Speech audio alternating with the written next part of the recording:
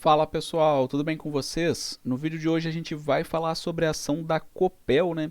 Eu já fiz vários vídeos sobre a Copel aqui no canal Investimento Inteligente. Esse é mais um vídeo, então fica comigo até o final do vídeo aí para a gente falar sobre a Copel. Eu vou falar sobre esse lucro líquido da Copel em 2022, falar também aí sobre os múltiplos, né? Olhar aí as médias históricas da Copel. E a gente vai ver também algumas funcionalidades ali do Scanner Pro que são bem interessantes, como o preço justo para a ação conforme a fórmula de Graham, né? Entre outros gráficos que a gente só encontra ali no Scanner Pro. Então, seja muito bem-vindo aqui ao canal Investimento Inteligente, né? Se você é novo no canal, saiba que eu faço vídeos diários como esse, então já se inscreva para não perder os próximos vídeos, beleza? Sem enrolação, sem delongas, vamos falar aqui da Copel. A Copel que ela divulgou aqui, né? Um lucro líquido ajustado na apresentação dos resultados, né, que teria caído 1,5%. Mas esse lucro líquido ajustado, né, a gente sempre sabe que esses ajustes aí das companhias acabam muitas vezes sendo feitos aí para mostrar números um pouco melhores, né, para os investidores. Então, se a gente for levar em consideração apenas esse lucro líquido ajustado aqui que foi divulgado, uma queda então de 1,5% na comparação entre 2021 e 2022. E a companhia também fala aqui que teve uma melhoria, né, no EBITDA, teve apropriação também de JCP, né, aumento das despesas financeiras e depreciação. A geração de caixa operacional aqui da Copel teria melhorado também, né?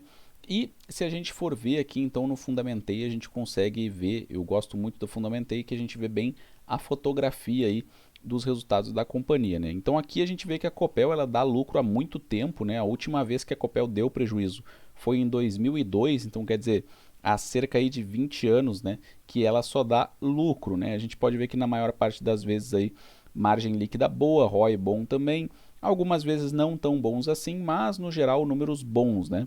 E se a gente for ver aqui 2022, né, a gente pode ver então que o lucro líquido da Copel ele foi aí de cerca de 1 bi e 100, né, 1 bi 149. Mas em 2021 o lucro líquido tinha sido de mais de 5 bi, né? E isso, claro, foi impulsionado por conta aqui, como a gente pode ver nessa aba de operação descontinuada, né? Então aí teve 1 bi 190 aí de não recorrentes. Então isso acabou fazendo com que o lucro líquido saltasse muito. Mesmo se a gente tirasse aqui, se a gente desconsiderasse, né, esse 1 bi 190 aqui, ainda assim a gente vê que teve uma queda expressiva assim do lucro líquido de 2021 para 2022. Isso se deu por conta aí que a margem líquida e o ROI ficaram amassados, né? A gente vê saiu de uma margem líquida de 21% para 5% e um ROI de 23% para 5% também. Então, essa piora aqui nas margens, né, fez com que o lucro líquido caísse aí de uma forma bem considerável. Independente disso, a gente vê aqui que a companhia no longo prazo, como eu falei, né, ela apresenta lucro de maneira consistente há 20 anos, praticamente dando lucro todos os anos, e o patrimônio líquido da companhia no longo prazo ele vem crescendo também. Então isso é muito importante a gente ver que o patrimônio líquido acaba sendo aquele patrimônio que pertence ao acionista, né, já que o acionista ele detém aí a menor fatia possível, né, do patrimônio da empresa, né, pessoal? Então, isso aqui são números interessantes, é uma fotografia interessante de a gente visualizar, né?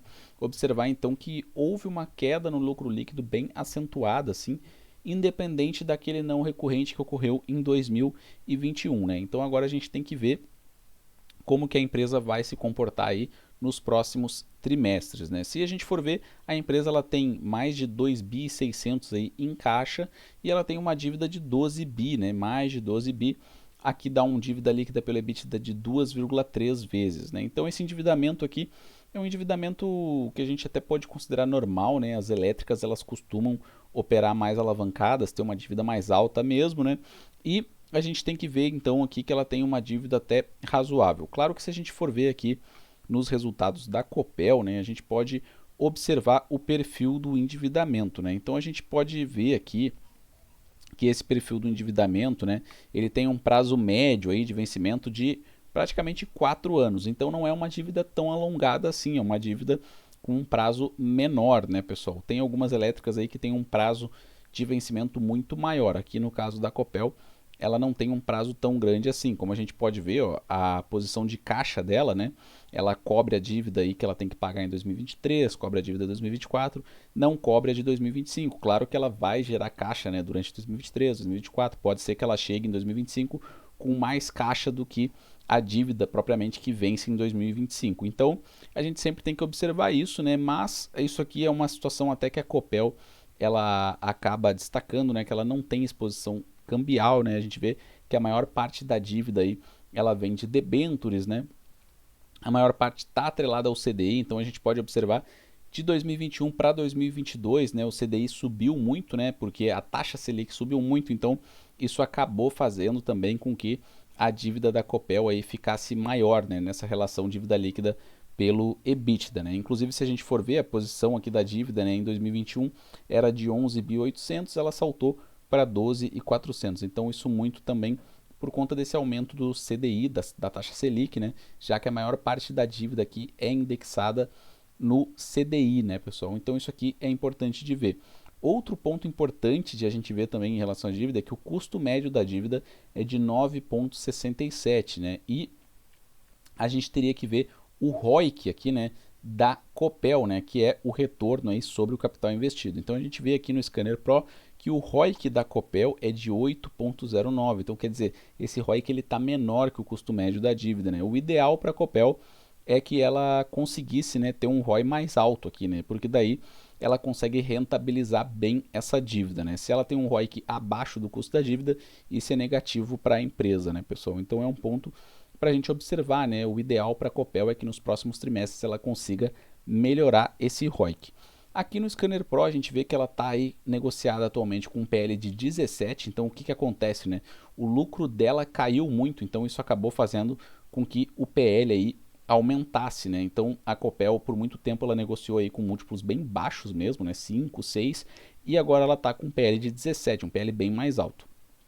A empresa tem um PVP de 0,93, né? E aqui no Status Invest a gente pode ver o histórico, né? Então quer dizer, a média histórica aí da Copel, né, de PL é um PL de 9, então está bem acima da média histórica nesse momento. E o PVP, a média histórica, né, da Copel é de 0,76, agora em 0,92, então bem acima também aí da média histórica, né? Então isso aqui é um ponto também para a gente olhar, né, pessoal que gosta de ver bastante aí esses múltiplos, esses indicadores fundamentalistas.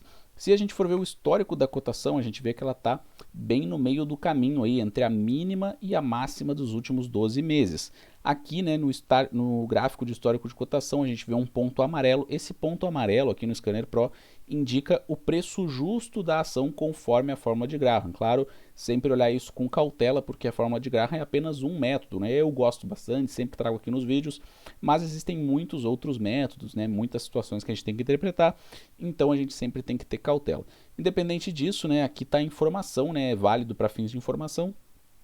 O cálculo aqui da fórmula de Graham indica um preço justo para a Copel de R$ 8,44, enquanto a cotação atual está em R$ 7,13. E como eu falei, né, a Copel, ela no longo prazo ela vem crescendo o patrimônio líquido. Então aqui nessas barras azuis a gente vê o crescimento, né, no longo prazo do patrimônio líquido, né, por trimestre. E aqui nessa linha vermelha a gente vê aí a cotação média no período, né? Então a gente vê como a ação está cotada na casa dos R$ 7,00, né? Esse gráfico aí, nesse momento, né, a ação estaria bem acima ali do patrimônio líquido, né, nesse gráfico, né? Então, isso poderia indicar que a ação está um pouquinho cara, né? Mas, claro, esse é apenas um gráfico aqui informativo, então não dá para tirar nenhuma conclusão a partir disso, né? E se a gente for ver aqui a aba de dividendos, né, a gente pode observar que a Copel ela ficou muito falada por conta dos altos dividendos. No momento ela está ali com dividend yield na casa dos 12%, mas não é um dividendo tão sustentável assim no longo prazo, porque a gente pode ver, né, primeiro, 2021 para 2022 caiu bastante o lucro. Segundo, né, se a gente for ver o histórico, né, ela sempre pagou dividendos, mas ela pagou mais dividendos, né, muito mais dividendos em 2021 e 2022. Então, quer dizer, esse dividendo aí de 2021, 2022, ele não deve ficar se repetindo, né, nos próximos anos, porque não é muito sustentável. Se a gente for ver aqui no Fundamentei de novo, a gente pode ver que esses proventos, ó, eles subiram muito, né? A Copel pagava aí meio bilhão, 600 milhões por aí, e aí ela pagou, né, em 2021, que ela teve um lucro líquido muito grande, inclusive não recorrente, né? Ela acabou pagando mais de 3.800 de proventos, um payout de 77%, e 2022 ela pagou mais de 2.100, né, de dividendos, um payout de 189%. Então a gente sabe que as empresas, quando elas pagam assim dividendos muito altos, né, um payout bem acima de 100%, isso não é sustentável no longo prazo.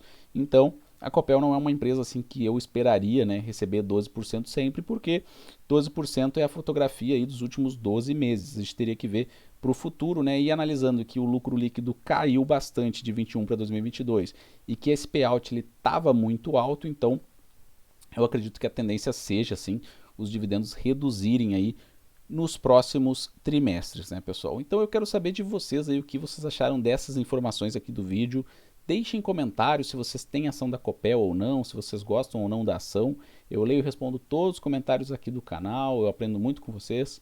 Um forte abraço a todos e até a próxima.